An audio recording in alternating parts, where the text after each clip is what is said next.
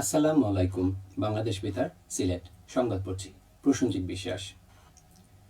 লোকসঙ্গীতের বরেণ্য শিল্পী ফরিদা পারভিন গতকাল 10টা 15 মিনিটে ইন্তেকাল করেন। ইন্না লিল্লাহি ওয়া ইন্না ইলাইহি রাজিউন। মৃত্যুকালে তার বয়স হয়েছিল 73 বছর। তিনি স্বামী এবং 4 সন্তান রেখে গেছেন। বরেণ্য সঙ্গীতশিল্পী ফরিদা পারভিনের মৃত্যুতে প্রধান উপদেষ্টা ডক্টর মোহাম্মদ ইউনূস গভীর শোক ও দুঃখ প্রকাশ করেছেন। এছাড়াও সংস্কৃতি ও মৎস্য উপদেষ্টা সহ অন্যান্য উপদেষ্টাগণ শোক প্রকাশ করেছেন। দীর্ঘদিন ধরে কিডনি জটিলতায় ভুগছিলেন ফরিদা পারভিন। 1954 সালে 31শে ডিসেম্বর নাটোরের সিংড়া থানায় জন্ম নেওয়া ফরিদা পারভিন গানে গানে কাটিয়েছেন 55 বছর। 14 বছর বয়সে 1968 সালে ফরিদা পারভিনের পেশাদার সঙ্গীত জীবন শুরু হয়। এরপর পার হতে হয় অনেক চড়াই উতরাই। পারিবারিক সূত্রেই গানের ভুবনে আসা। গানের প্রতি বাবার টান ছিল বেশি। দাদিও গান করতেন। 55 বছরের সঙ্গীত জীবনে লালন সঙ্গীতে অবদানের জন্য 21শে পদক পান ফরিদা পারভিন। অন্ধ প্রেম চলচ্চিত্রে ব্যবহৃত নিন্দার কাটা গানটির জন্য শ্রেষ্ঠ সঙ্গীত শিল্পী নারী হিসেবে জাতীয় চলচ্চিত্র পুরস্কার অর্জন করেন। তিনি জাপানের ফুকুওয়াকা পুরস্কার লাভ করেন। লালন শিল্পী হিসেবে সুপরিচিত হন। তার কণ্ঠে বেশ কটি আধুনিক ও দেশের গান জনপ্রিয় হয়। এর মধ্যে উল্লেখযোগ্য তোমরা ভুলে গেছো মল্লিকাদির নাম, এই পদ্মা, এই মেঘনা ইত্যাদি। যাত্রী অধিকার দিবস ছিল গতকাল। দেশে সপ্তমবারের মতো দিবসটি পালিত হয়েছে। যাত্রী হয়রানি, ভাড়া নৈরাজ্য, পরিবহনে বিশৃঙ্খলা, অরাজকতা, দুর্ঘটনা, অন্যায্য ও অগ্রহণযোগ্য কর্মকাণ্ডের বিরুদ্ধে সচেতনতা সৃষ্টির লক্ষ্যে দিবসটি পালিত হয়ে আসছে। এ উপলক্ষে যাত্রী কল্যাণ সমিতি সহ দেশের যাত্রী অধিকার ও সড়ক নিরাপত্তায় নিয়োজিত বিভিন্ন সামাজিক সংগঠন নানা কর্মসূচি পালন করে। ন্যায্য জ্বালানির অঙ্গীকার, নির্মল বায়ু সবার অধিকার, এই প্রতিবাদে নীল আকাশের জন্য আন্তর্জাতিক নির্মল বায়ু দিবস পালন করা হয়েছে সুনামগঞ্জে। বায়ুর গুণগত মান উন্নয়ন করতে, বায়ু দূষণ কমাতে আন্তর্জাতিক সহযোগিতা জোরদার করার জন্য জাতিসংঘের আহ্বানে দিবসটি পালন করা হয়। এ উপলক্ষে গতকাল শহরে আলোচনা সভার আয়োজন করা হয়। সবাই বক্তারা বলেন, দেশে বায়ুকে নির্মল রাখতে হলে কার্বন নিঃসরণ কমাতেই হবে। এজন্য জীবাশ্ম জ্বালানির ব্যবহার বন্ধ করতে হবে। আলোচনা সভায় বিভিন্ন পেশার লোকজন অংশ নেন।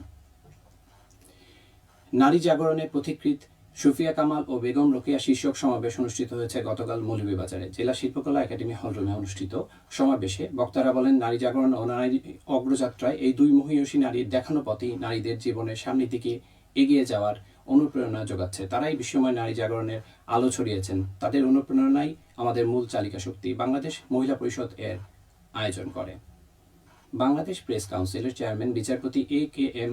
আব্দুল হাকিম বলেছেন, সাংবাদিকতার মতো মহান ও গুরুত্বপূর্ণ পেশায় দায়িত্ব পালনকালে সততা ও নৈতিকতা থেকে বিচ্যুত হওয়া উচিত নয়। রাজনৈতিক ও অন্যান্য পরিচয়ের ঊর্ধ্বে থেকে শুধু সাংবাদিক পরিচয়ে নিরপেক্ষভাবে বস্তুনিষ্ঠ সংবাদ প্রচার করাই প্রকৃত সাংবাদিকদের কাজ।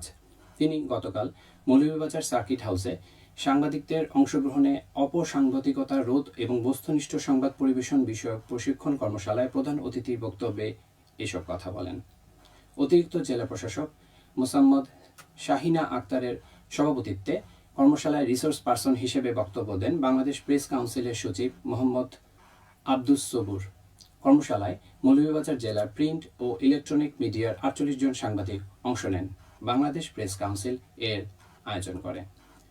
সড়ক দুর্ঘটনা প্রতিরোধ বিষয়ক সেমিনার অনুষ্ঠিত হয়েছে গতকাল মৌলভীবাজারে এম সাইফুর রহমান অডিটোরিয়ামে অনুষ্ঠিত সেমিনারে প্রধান অতিথি ছিলেন শাহজালাল বিজ্ঞান ও প্রযুক্তি বিশ্ববিদ্যালয়ের সাবেক উপাচার্য প্রফেসর ডক্টর মোসলেউদ্দিন তারেক। মূল প্রবন্ধ উপস্থাপন করেন জেলা BRT এর সহকারী পরিচালক ইঞ্জিনিয়ার মোহাম্মদ মুর্শিদুল আলম।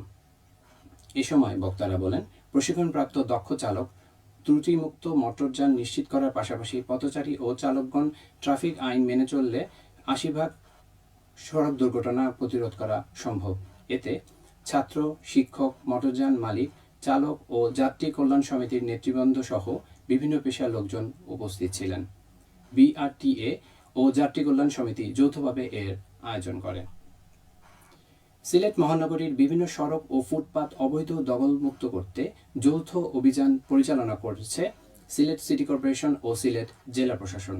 গতকাল সকাল থেকে এই অভিযান পরিচালনা করা হয়। অভিযানের নেতৃত্ব দেন সিলেট সিটি কর্পোরেশনের প্রধান নির্বাহী কর্মকর্তা মোহাম্মদ রেজাই রাফিন সরকার ও সিলেটের জেলা প্রশাসক মোহাম্মদ সারোয়ার আলম। এ সময় সিলেট সিটি কর্পোরেশনের সাবেক মেয়র আরিফুল হক চৌধুরীও উপস্থিত ছিলেন।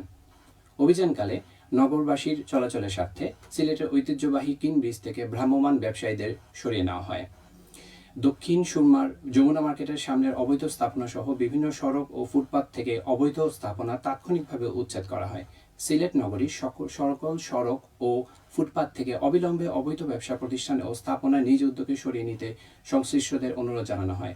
অন্যথায় নগরবাসীর নির্বিঘ্নে চলাচল নিশ্চিত করতে অবিলম্বে ভ্রাম্যমাণ আদালত পরিচালনা করা হবে বলে জানানো হয়।